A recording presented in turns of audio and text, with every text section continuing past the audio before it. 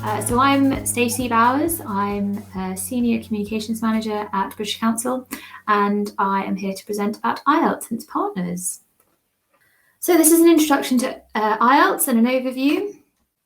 The aim of this it should take around 20 minutes. So the aim of this 20 minutes is to give you an understanding of what IELTS is, why it has a place in the market, why it is the market leader, and also to give you an update on the products that we offer and any developments and contingencies we put in place during COVID, response to COVID, and for the future. So a quick overview of what IELTS is. IELTS is an international English language testing system. It is one of a few in the market that I'm sure you would have heard about. It's jointly owned by 3 people. So one is the British Council, who I work for, one is IDP, and one is Cambridge Assessment English. We're all known for other tests as well, but one of our biggest is the IELTS, the International English Language Test. So the purpose behind, I'm going to go to that in a second. I'll carry on talking. The British Council and IDP manage the test delivery. So we offer the test out to test takers, and Cambridge Assessment English, they provide the test. So they create the test for us, they redevelop it, they do the research, the analysis, they take the feedback, and they create regular new tests for us. And no test that you should sit one directly after the other should be the same, although they are all the same test on test day. So the purpose of IELTS, it simply put, it assesses the English language proficiency or the ability of people who take it. The purpose in people taking it is either if they are going to study abroad or work abroad in an English-speaking country. And when we say English-speaking, we don't necessarily mean English is the native language. It can be that a place for certain parts of the world where English is taught. So you might go to university or college and you'll be taught in English, even though it's not the native tongue. They will also accept IELTS. It's recognised by over 10,000 organisations worldwide. What that means is that education establishments or organisations, that workplaces, and they can be in any sector. So it's not necessarily a private sector or a public sector. It can be anyone that takes IELTS. It's a secure test, it's reliable, and we test in real life scenarios which give a true to life ability and give you a very indicative score of your proficiency of English. It's also recognised by many immigration bodies around the world. It's recognised for the UK government, for instance, and they use it as a core indicator of the level of a person's English when applying for a visa. So what is the purpose of international English? So why do we test for that? Well, we want to make sure that someone can function fully in an English language speaking environment, so that they can immerse themselves in the culture, and that we make sure that by testing their language that there's no bias for that. We use texts and tasks from all over the world, so it won't be something relative to a specific country or region. It could be anything. You could be taking the test in Southeast Asia and draw from experiences in wider Europe. You could use examples from Americas. It could be anywhere. We also use a variety of accents, and the reason for that is, as I'm sure you know, going to an English-speaking country doesn't necessarily mean that you'll receive or you'll be in contact with just one accent. You have a whole range of them. So we try to immerse people in that during our listening test, which is one of the sections in IELTS. We try to immerse them in that to get them used to that, to make sure that when you get a level of proficiency, it is indicative of you being in those real life scenarios. And we don't limit our test takers to US or UK English. We do make sure that all are accepted. Even if you are going to the UK and you use US English, you can adapt that and you can change it upon arrival, but we wouldn't penalise someone for that. So we offer 2 types of IELTS tests. One is IELTS Academic. This is generally used for anyone wanting to study abroad in an English-speaking country. and it regularly and often tests real life scenarios in which they may be expected to have a clear and formed response. So it could be that we would simulate a tutor session. It could be when we're talking to them.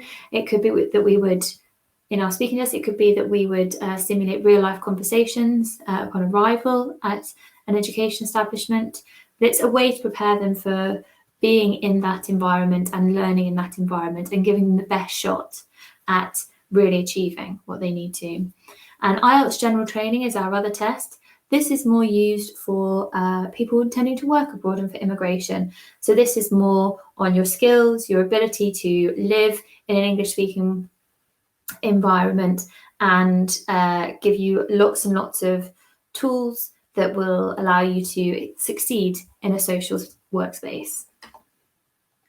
So our test format, you can see on the screen how this is laid out. I will give you a quick overview of it. Both tests, the IELTS General Training and the IELTS Academic, contain 4 sections. One is the listening, one is reading, one is writing, and one is speaking. We test 4 sections because we want to make sure that people have a well-rounded level of proficiency. We want to make sure that they're adapted for every environment and for every conversation that they may encounter, whether that's having to read directions or contracts or anything that may be coming through for them, or whether it's being able to read a textbook or a blog or an on-screen learning in whichever education situation they may find themselves. So the test is broke down exactly the same.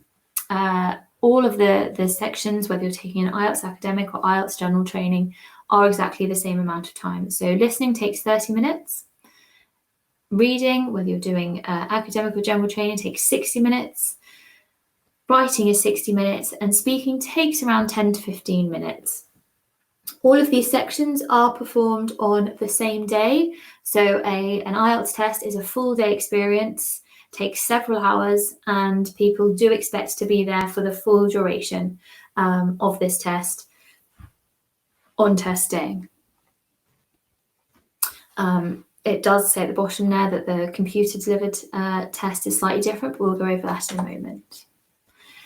So there is no pass or fail for IELTS.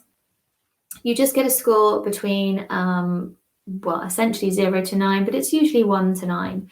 1 will be that this person has a very, very basic understanding. They can't use anything in a sentence. They don't understand a sentence.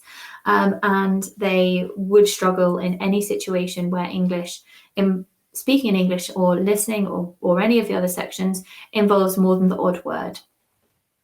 9 is, generally speaking, a native speaker.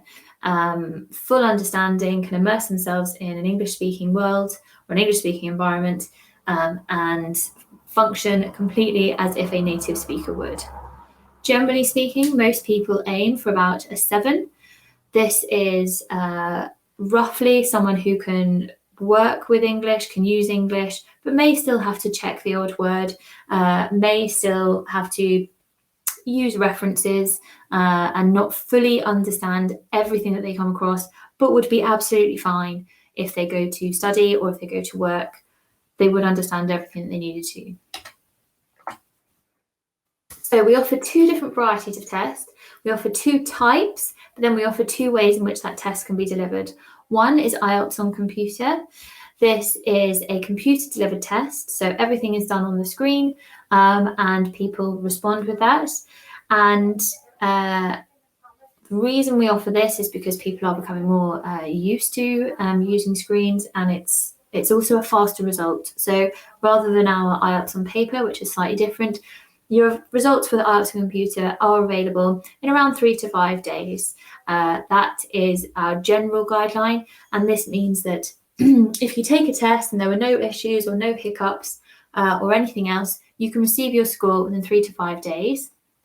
And you receive that via a printed what we call is a TRF, which is test report form, and that gets delivered to your home address through your standard postal service.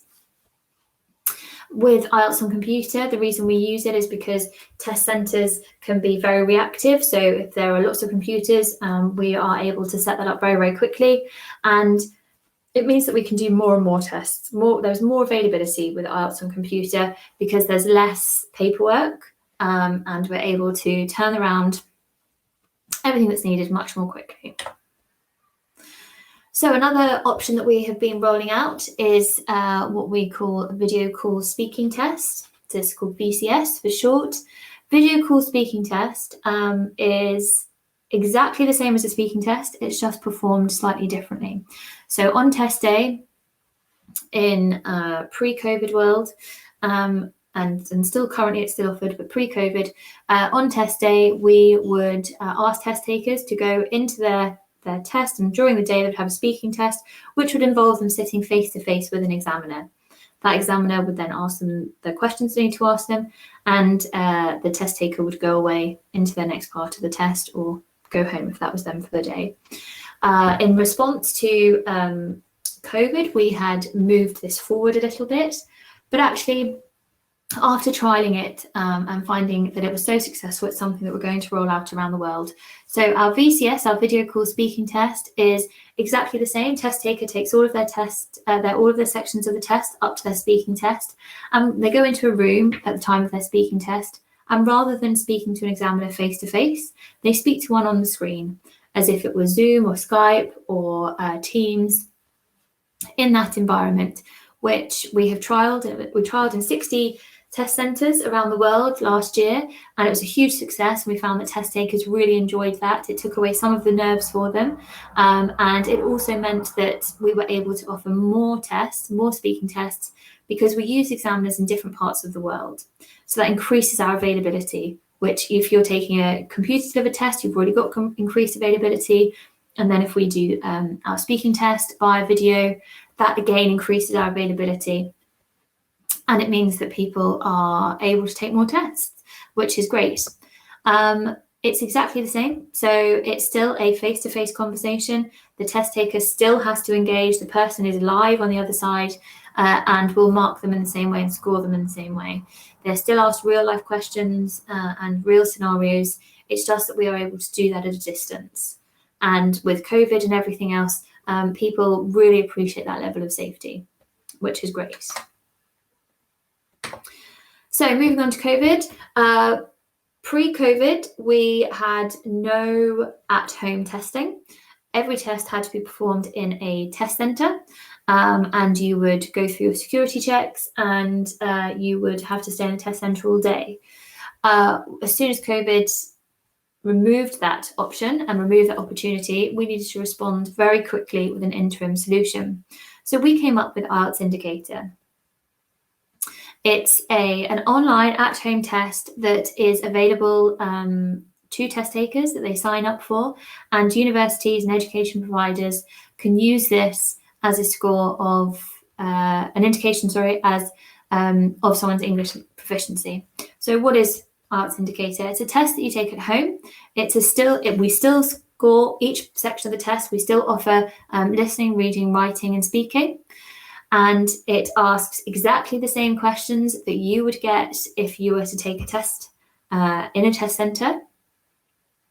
We offer IELTS Indicator only in spaces and countries or locations where test taking has been paused.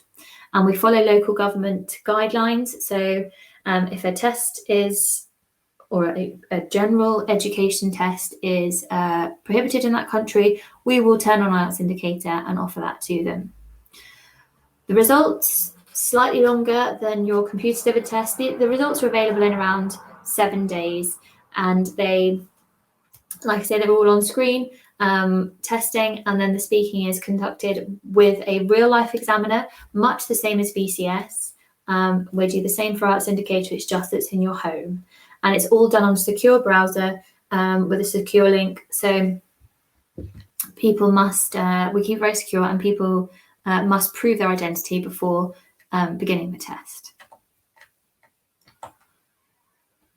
So while we may be, starting to see certain parts of the world come out of the huge restrictions now, and unfortunately there are still some areas in that. But this is a look of how we're doing to date.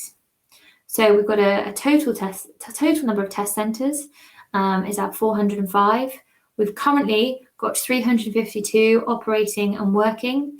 These are test centres that can offer IELTS tests to test takers in a testing environment, exactly as pre-COVID, just with extra security measures. Our volumes and number of test takers that we can have in centres obviously has reduced in certain parts of the world, and in other spaces we've just done our best to accommodate more people.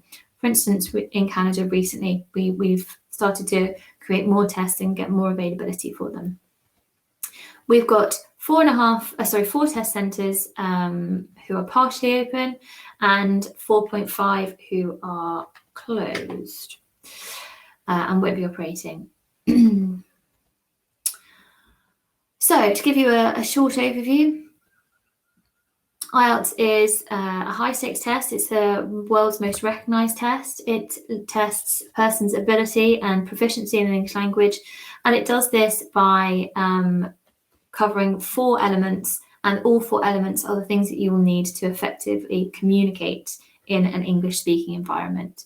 We use face-to-face speaking tests and face-to-face interaction, which encourages real-life engagement. We are also very reliable. Our scores we've been operating for 30 years, and our scores are a true reflection of someone's English proficiency. All of our test scores have 2-year validity. So you can, from the moment that you receive your results, you have 2 years to use them either for immigration or study or whatever you choose to do. And we offer more than just one copy. So we give a test taker 1 copy of their results. We are able to give other electronic copies to anyone that needs them, who is a recognised organisation of ours. And recognised organisations are people that accept IELTS. They get access to a free verification service. They log in, they use the number on a student or a potential employee's TRF, so on their report. They're able to log in, use that number, and they can verify everything online. Thank you. That's everything from IELTS. This is a shorter session. Thank you very much.